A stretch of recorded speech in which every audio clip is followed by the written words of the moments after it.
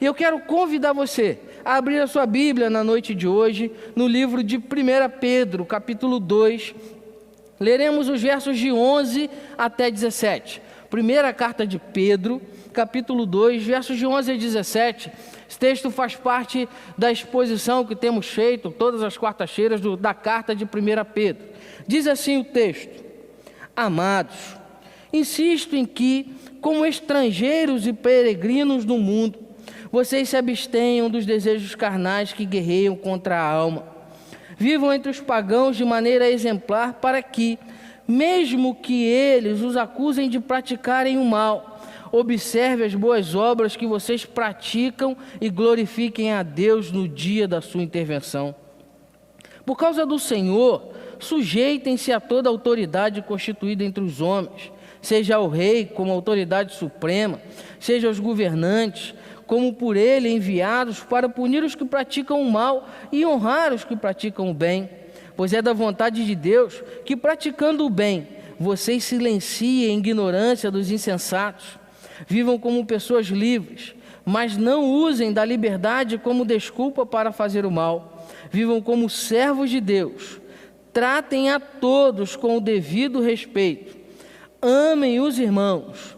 Temam a Deus e honrem o Rei. Feche seus olhos. Quero orar com você na noite de hoje. Pai querido, ó Deus, estamos diante da sua palavra e quero pedir ao Senhor que fale conosco nessa noite, usando o teu Espírito Santo para falar ao nosso coração e, ó Deus, abrindo o nosso entendimento para a tua vontade. É a oração que nós fazemos em nome de Jesus. Amém. Amém, meu querido irmão. Quero pensar com você sobre o tema perseverando como servo de Deus. Esse tema ele é bastante atual e ele vai falar principalmente comigo e com você à luz do tempo em que estamos vivendo, um tempo muito difícil.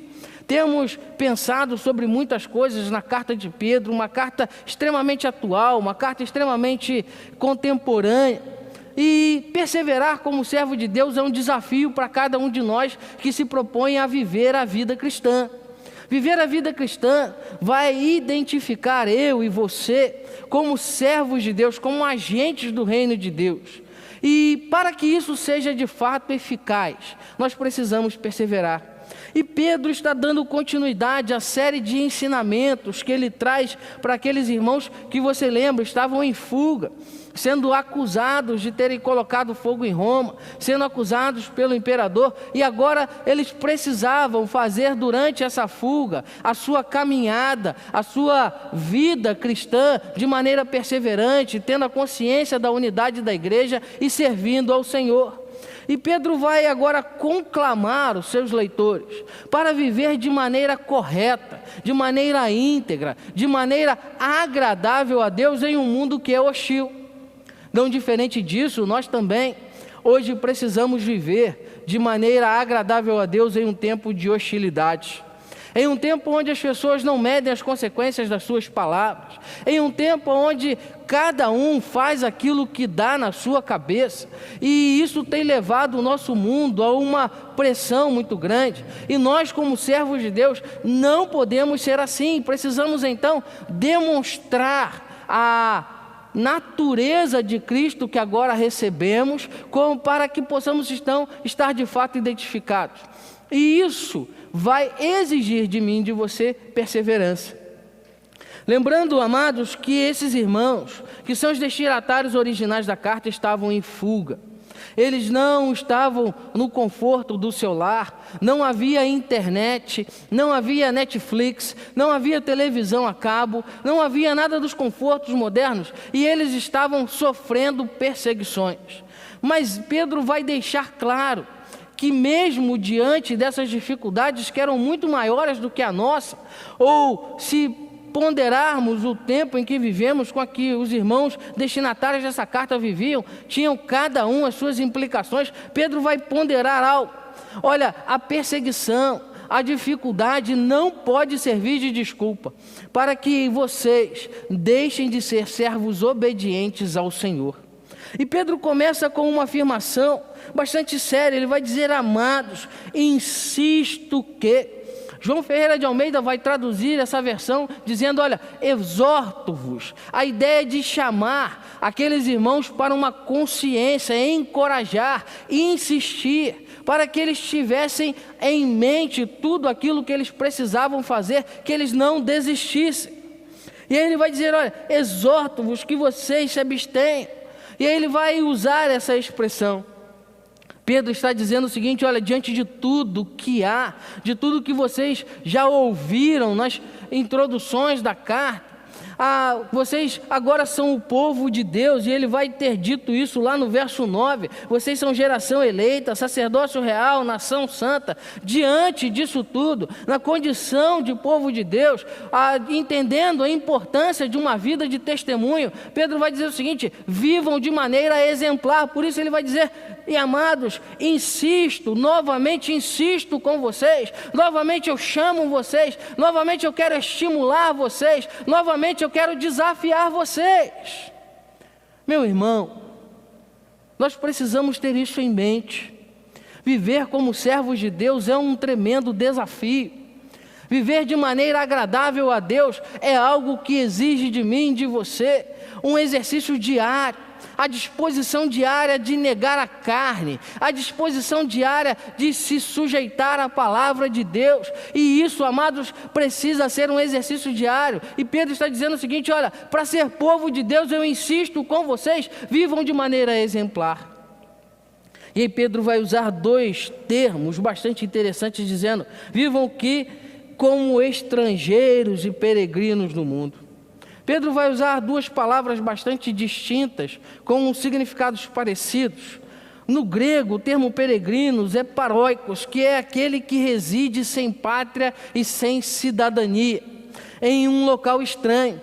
Pedro está dizendo que os crentes, os servos de Deus, eles são agora cidadãos do céu, povo de Deus, povo escolhido de Deus, e eles vivem no mundo como forasteiros, ou seja, eles vivem em um local estranho. A nossa pátria não é mais a pátria terrena, a nossa pátria não é mais esse mundo corrompido, a nossa pátria é a pátria do céu. Meu irmão, você precisa estar marcado, identificado como alguém que faz parte da pátria celeste, vivendo como forasteiro nesse mundo. Mais do que isso, Pedro vai dizer, olha, vivam como peregrinos e forasteiros. Forasteiros é parapidemos, que se refere àquele que se encontra temporariamente em um lugar qualquer, em trânsito como viajante. Amados, nós estamos em trânsito, estamos caminhando para o céu. Há uma música muito antiga que se cantava nas igrejas que dizia, caminhando eu vou para Canaã. Se você não for, não me impeça de ir. Caminhando eu vou para Canaã. E as igrejas cantavam isso normalmente no final do culto. Eu lembro que eu era garota, a igreja cantava isso, e como eu achava interessante isso, e nós precisamos recobrar essa consciência. Estamos caminhando para Canaã celestial, para a pátria celestial, representando a pátria que agora recebemos em Cristo Jesus, sendo representantes de Deus. Por isso somos de fato peregrinos e forasteiros, aqueles que não estão identificados com esse mundo. Quando Pedro faz essa afirmação, logo após falar do povo santo, do sacerdócio real, da geração eleita, Pedro está dizendo uma verdade absoluta da palavra de Deus. Só é possível ser identificado como povo de Deus se nós vivermos nos padrões contrários ao padrão desse mundo. Só é possível viver como peregrino, só é possível viver como forasteiro, só é possível viver identificado como servos de Deus nesse tempo, se nós deixarmos o padrão humano, o padrão carnal, o padrão do direito da carne, da virilidade, do desejo de fazer justiça com as próprias mãos, para viver os padrões que a palavra de Deus nos ensina. E Pedro vai então ensinar esses padrões.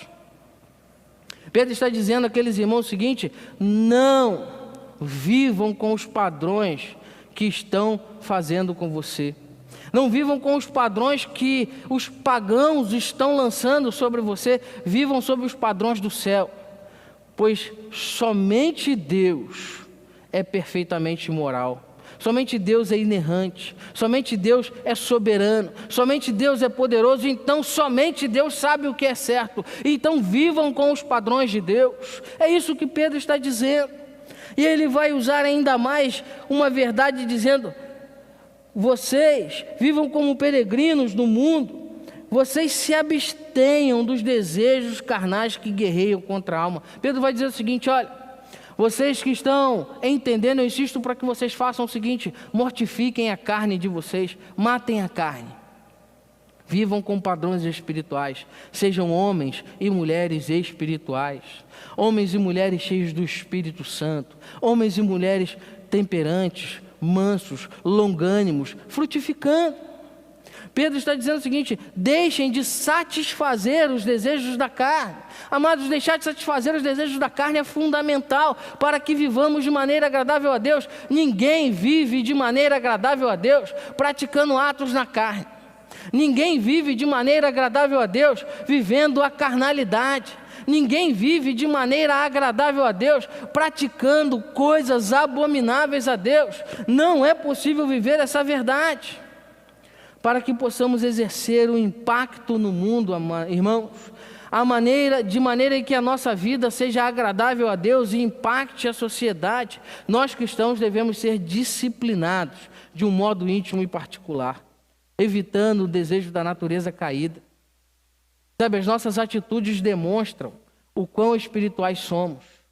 As nossas atitudes demonstram se estamos vivendo na carne ou no espírito.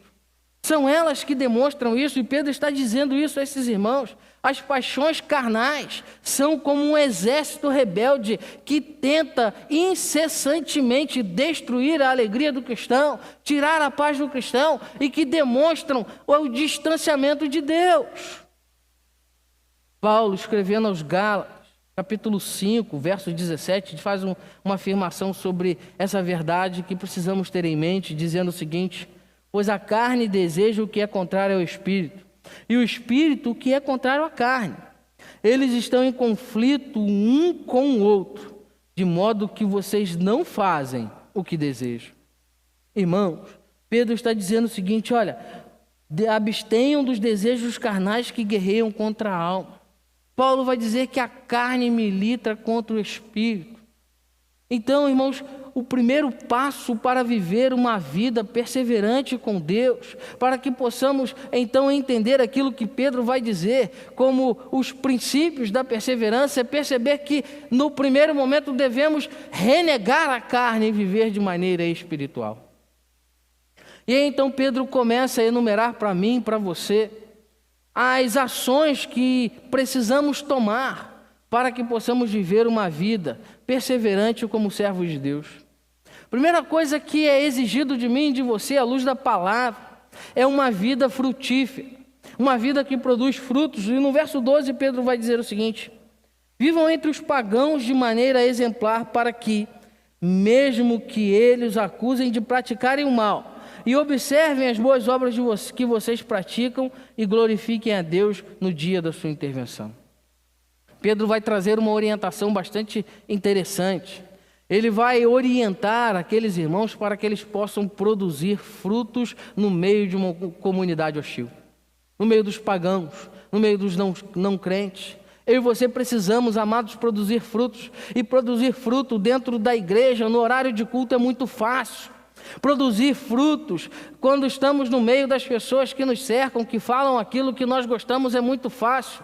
Agora nós precisamos produzir frutos no meio de um mundo hostil, no meio da carnalidade desenfreada, no meio das perseguições. É ali que precisamos produzir frutos, pois é lá que precisamos glorificar o nome de Deus, pois é lá que nós demonstramos a nossa natureza transformada e regenerada.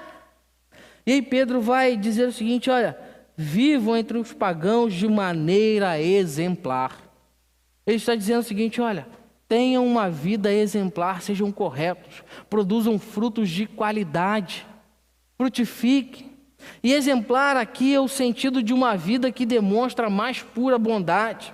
Exemplar aqui é uma pessoa que é amável, uma pessoa que é graciosa, uma pessoa que é nobre. E Pedro não está declarando isso, olha, façam isso dentro da igreja, não. Vivam de maneira exemplar entre os pagãos, entre os adversários, entre aqueles que vão testar vocês, entre aqueles que vão acusar vocês, entre aqueles que vão perseguir vocês. No meio deles sejam exemplares. Amados, é viver num mundo hostil, de maneira em que a nossa disciplina, de maneira em que a pureza do nosso interior seja exemplificada nas nossas atitudes. O apóstolo Paulo, em 2 Coríntios, capítulo 8, verso 21, declara: pois nós estamos tendo o cuidado de fazer o que é correto, não apenas aos olhos do Senhor, mas também aos olhos dos homens. Precisamos entender isso. Não adianta querer ser espiritual no tempo de culto. Não adianta querer viver de maneira espiritual no meio da igreja. Nós precisamos viver de maneira agradável a Deus, em submissão a Deus, em todos os lugares aonde o Senhor nos colocar, e principalmente no meio de uma sociedade hostil. Sabe por quê? Porque uma vida de frutos, uma vida que frutifica para o Senhor, ela se apresenta pelos fatos. Ela não se apresenta pelo discurso. Ela não se apresenta por aquilo que demonstramos, colocando no nosso contexto atual, nas redes sociais, por aquilo que nós vendemos nas páginas do Facebook, do YouTube, do Instagram, das redes sociais. Ela não se apresenta por isso. Uma vida de frutos, ela se apresenta pelos fatos daquilo que vivemos. Quando Pedro fala a respeito da acusação que esses irmãos estavam sofrendo, ele vai dizer: vivam entre os pagãos de maneira exemplar, mesmo que eles os acusem de praticarem o mal. Pedro está dizendo que aqueles irmãos estavam sendo acusados pelos pagãos, pelos incrédulos, dizendo que eles estavam praticando coisas terríveis. Os primeiros cristãos, amados, eles eram acusados de rebelião contra o governo. Eles foram acusados de terem colocado fogo em Roma, pelo próprio imperador que havia colocado fogo em Roma. Eles recebiam o ódio daqueles que haviam perdido a sua casa, os seus parentes, o ódio do povo. Eles foram acusados disso e não foram eles que fizeram. Eles foram acusados de terrorismo por causa disso. Eles foram acusados, pasme você, esses irmãos que estavam fugindo, eles eram acusados de serem ateus, de ateísmo. Sabe por quê? Porque eles não cultuavam os ídolos daquele tempo, os ídolos romanos. Eles não cultuavam ao imperador, uma prática comum entre os romanos, cultuar o imperador. E aqueles que serviam a Deus se negavam a isso. Então eles eram acusados de serem ateus, de não acreditarem em Deus. Não era uma verdade, eles eram servos de Cristo. Mas os pagãos os acusavam disso. Eles foram acusados de canibalismo. Olha só que coisa interessante. Esse povo que está fugindo foi acusado de canibalismo, o povo de Deus. Sabe por quê? Por causa de falsos rumores acerca do Senhor. Eles comiam um pão e diziam que era o corpo de Cristo. Bebiam o vinho e diziam que era o sangue de Cristo. Diante disso, criou-se um boato de que eles eram canibais. Eles comiam a carne e o sangue das pessoas. Falsidade, mentira. Eles eram acusados de coisas imorais por causa da ideia do amor fraternal, o amor um pelos outros. Então eles eram chamados de imorais. Os cristãos foram acusados de muitas coisas. Eles foram acusados de prejudicar o comércio, prejudicar o desenvolvimento social. Foram acusados, inclusive, de incitar a rebelião dos escravos da época. Havia muitos escravos. E Pedro, então, está escrevendo a esses irmãos, dizendo o seguinte: olha, eu sei que vocês sofrem muitas acusações, mas façam o seguinte: não gastem tempo debatendo, não gastem tempo querendo provar nada disso. Vivam de maneira exemplar, porque os fatos vão calar a boca desses que estão falando mal de vocês. E ele vai dizer: mas que observem as boas obras que vocês praticam. Diante de tantos boatos e acusações infundadas, só restava aos cristãos terem uma vida que demonstrasse a sua verdadeira natureza. Eles deveriam produzir frutos, e frutos aqui, amados, são as boas obras. Sabemos que as obras não salvam, mas também sabemos que a fé sem obras é morta. E a conduta desses irmãos seria o seu maior testemunho. Filipenses 2,15, Paulo também vai falar sobre isso, dizendo: para que venham tornar-se puros e irrepreensíveis, filhos de Deus, inculpáveis no meio de uma geração corrompida e depravada, na qual vocês brilham como estrelas do universo. Amados, uma vida frutífera glorifica a Deus. E aí Pedro vai dizer o seguinte: olha, para que observe as boas obras que vocês praticam e glorifiquem a Deus no dia da sua intervenção. O objetivo de uma vida de frutos não é a exaltação do indivíduo, não é a sua autojustificação, mas a glorificação do nome de Deus. Se nós praticamos atos de justiça, se eu praticar os atos de justiça que Deus requer de mim, se você praticar os atos de justiça que Deus requer de você, para que você seja exaltado, justificado de maneira humana diante dos homens, não há ali fruto adequado algum. Tudo o que fazemos deve servir única e exclusivamente, preste bem atenção nisso, para glorificar o nome de Deus. Pois somos maus e recebemos a graça de Deus. E nessa graça vivemos de maneira que o nome dele seja glorificado. Por isso, o motivo da produção de frutos é a glorificação do nome de Deus. E Pedro vai chamar esses irmãos dizendo o seguinte: olha, vivam assim. E na segunda coisa que eu quero pensar com você é que a perseverança de uma vida de servo de Deus, além dos frutos, exige submissão. E aí Pedro apresenta uma verdadeira lição a esses irmãos sobre aquilo que é submissão. E ele vai dizer assim: por causa do Senhor, verso 3, sujeitem-se a toda autoridade constituída entre os homens, seja o rei como autoridade suprema, seja os governantes como por ele enviados, para purificar os que praticam o mal e honrar os que praticam o bem. Pois essa é a vontade de Deus, que praticando o bem vocês silenciem a ignorância dos insensatos. Olha que afirmação tremenda. Pedro está dizendo o seguinte: eu sei que vocês estão sendo acusados, eu sei que vocês estão sendo perseguidos, eu sei que há boatos contra vocês, mas se submetam à lei, se submetam às autoridades, sejam submissos. E aí ele diz que há um motivo para isso no início do verso 13: por causa do Senhor. Não é por causa do vizinho, não é por causa do que vão pensar, não é por causa do que vão falar, é por causa do Senhor. Sujeitem-se a toda autoridade constituída entre os homens. Pedro lembra aos irmãos que estão aqui, ele quer lembrar a mim e a você, que o fato de estar debaixo do senhorio de Cristo não nos isenta das nossas responsabilidades civis. Nós devemos viver como cidadãos exemplares. Não adianta querer ser um cidadão espiritualmente exemplar se possivelmente nós não somos.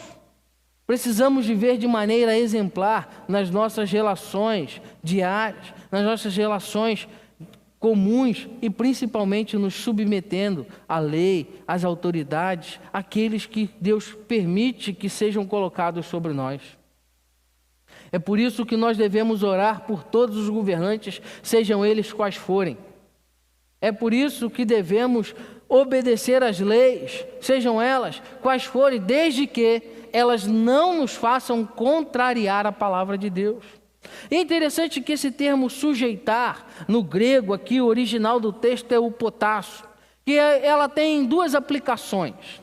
Primeiro, essa palavra tem uma aplicação de sujeição no termo militar, que é a ideia da organização de uma tropa que se coloca debaixo da liderança de um líder. Então, diante dessa tropa, cada um tem um posto, cada um tem uma condição e todos devem estar sujeitos ao líder principal. Aqui, Pedro apresenta como líder principal aqueles que são as autoridades constituídas, no caso desse texto, o rei da época.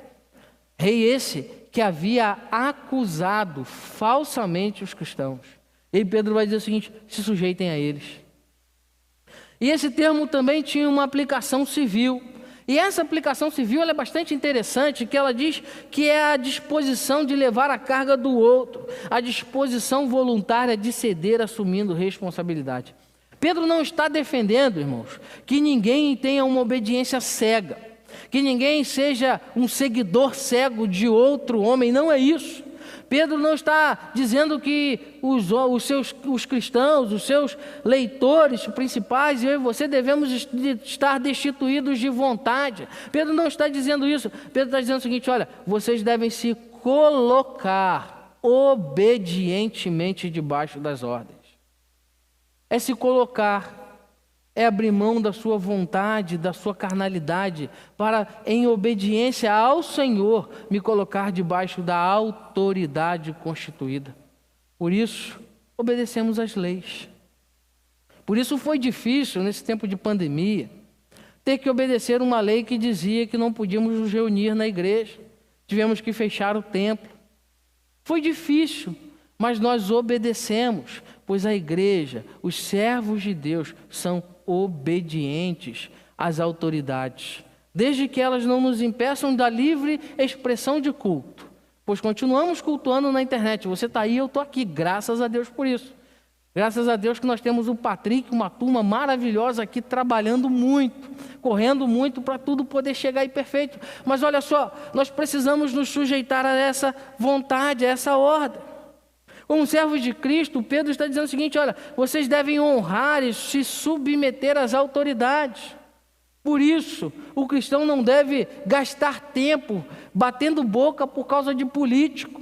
Por isso, o cristão não deve gastar o seu tempo, a sua saúde, brigando por causa de autoridades humanas. Eles devem se submeter à autoridade de Deus, e na autoridade de Deus exercer a sua cidadania, e dessa maneira cumprir aquilo que Deus deseja fazer através das autoridades que Ele permite que cheguem ao poder.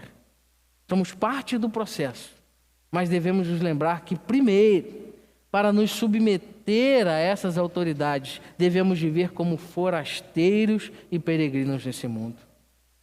Ninguém se submete sem antes estar cheio do Espírito Santo e se submeter ao Senhor.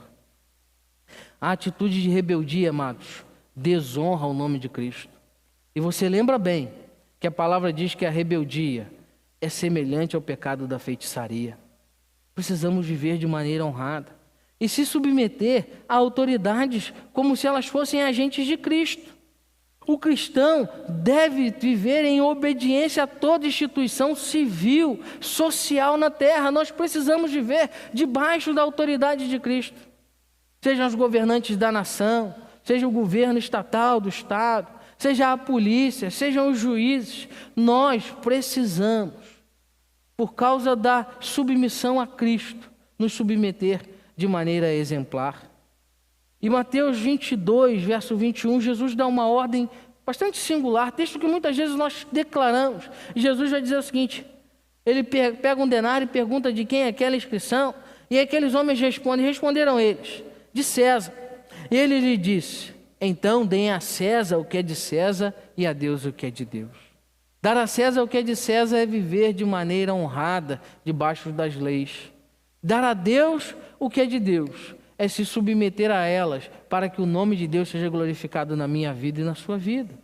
Devemos nos submeter praticando o bem. Não é apenas viver uma vida destituída de vontade, não.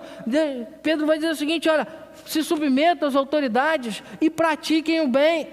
Esses irmãos estavam sendo acusados, esses irmãos estavam sendo ultrajados, mas pratiquem o bem. Só tem motivo para temer as autoridades, amados, aqueles que praticam o mal, e Pedro vai dizer isso. Verso 14: sejam governantes como por ele enviados para punir os que praticam o mal e honrar os que praticam o bem. Pedro está dizendo o seguinte: se eu e você vivemos uma vida correta, praticamos o bem, não temos o que temer, pois devemos nos submeter às leis e continuar praticando o bem. A prática do bem produz um testemunho eficaz para calar os insensatos. E Pedro vai dizer o seguinte: olha, e façam isso com a liberdade que vocês receberam de Cristo, porque vocês receberam liberdade para praticar o bem. E lá no verso 16 ele vai dizer o seguinte: vivam como pessoas livres. Pode parecer contraditório, se submetam e vivam como pessoas livres, mas é a liberdade do pecado. E aí ele vai dizer o seguinte: mas não usem da liberdade como desculpa para fazer o mal, vivam como servos de Deus. Olha que afirmação. Ao desfrutar da liberdade que Cristo nos deu, ou seja, Cristo nos libertou do pecado, o cristão não pode fazer isso como desculpa, como uma máscara, né? Nesse tempo que temos que usar máscara o tempo todo, para se disfarçar de piedoso e praticar pecado. Pedro vai dizer o seguinte: não usem isso para praticar o mal. A liberdade cristã não pode ser usada como pretexto para satisfazer os nossos desejos. A liberdade cristã, amados, não pode ser usada como pretexto para falar o que quiser sem se preocupar com o outro. A liberdade cristã não pode ser usada como argumento para ferir o outro. Pedro vai dizer: não usem da liberdade para fazer o que é mal, mas vivam como servos de Deus. Existe um risco tremendo, amados, de nós querermos encobrir a maldade do nosso coração com o pretexto da liberdade. E isso seria abusar da liberdade. Muitos dizem: não tem mais pecado, Cristo me libertou, agora vale tudo. Não é isso que a palavra nos ensina. A maldade, ela não pode servir de subterfúgio para manipularmos a liberdade que recebemos. Nós não podemos viver de maneira malévola, de maneira pecaminosa, com a desculpa de estarmos livres. Porque se fizermos isso, nos colocamos de volta na servidão do pecado. Paulo, escrevendo aos Romanos, capítulo 6, verso 22, diz: mas agora vocês foram libertos do pecado e se tornaram escravos de Deus, e o fruto que colhem leva à santidade, e o seu fim é a vida eterna. Se nós não colhemos frutos que levem à santidade, o fim dele não poderá ser a vida eterna. E por último, lá no verso 17, Pedro vai terminar dizendo: tratem todos com o devido respeito. Amem os irmãos, temam a Deus e honrem o rei. Aqui Pedro traz uma premissa básica que resume tudo aquilo que ele havia ensinado, o conceito básico da vida cristã: o amor aos irmãos, o temor a Deus e a honra que deve ser dada às autoridades. Lá em Provérbios 24, verso 21, Salomão declara: tema ao Senhor e ao rei, meu filho, não se associe aos dissidentes. Amado irmão, o cristianismo não dá direito ao cristão de se rebelar contra aqueles que foram constituídos como líder sobre eles. A palavra nos ensina que devemos ser servos submissos à vontade de Deus. A rebelião não honra e não glorifica o nome de Deus. E Pedro vai dizer que nós devemos ter uma vida de servo nas relações pessoais. E aí no verso 18 até o verso de número 23, 25, melhor dizendo, Pedro vai começar lá no 18 dizendo: escravos, sujeitem-se aos seus senhores com todo respeito, não apenas aos bons e amáveis, mas também aos maus. Pedro está dizendo o seguinte: olha, acusam vocês de incitarem a rebelião, mas se você é escravo, se você é servo e você aceitou a Cristo, não se rebele contra o seu Senhor, pelo contrário, sujeite-se a Ele, submeta-se a Ele, tenha uma vida exemplar nas suas relações com Ele. E não adianta você fazer isso só com os que são bons, faça isso também com aqueles que te tratam mal. Amados, as nossas relações pessoais precisam evidenciar o que temos dentro do nosso coração, e elas evidenciam. Se nós somos amáveis somente com quem faz aquilo que queremos, o nosso coração está cheio de muita coisa menos do Espírito Santo. Se nós somos amáveis com aqueles que apenas nos tratam bem, o nosso coração está cheio de muita coisa menos do Espírito Santo. E Pedro vai dizer o seguinte: olha, sujeitem-se aos senhores com todo respeito, não apenas aos bons, mas também aos maus. Os servos deveriam também ter uma conduta exemplar. O seu testemunho, é isso que Pedro está dizendo, seria capaz de influenciar a vida dos senhores, mesmo que esses senhores sejam maus. Amados, o meu e o seu testemunho é capaz de influenciar muitas coisas, muitas pessoas. Mas o que o seu testemunho tem produzido? O que a sua vida tem produzido de resultado? Qual é a opinião que você tem marcado por onde passa, das pessoas que marcam você por onde passa? Não as opiniões caluniosas, mas aquilo que você tem feito, tem evidenciado o que de dentro do seu coração. Em Efésios 6:5, Paulo diz: escravos, obedeçam aos seus senhores terrenos com respeito e temor, com sinceridade de coração como a Cristo. Amados, o maior exemplo de submissão é Cristo. E lá no verso 23, Pedro diz: Cristo, quando insultado, não revidava. Quando sofria, não fazia ameaças, mas entregava-se àquele que julga com justiça. E a Bíblia diz: terrível coisa é cair na mão de um Deus justo.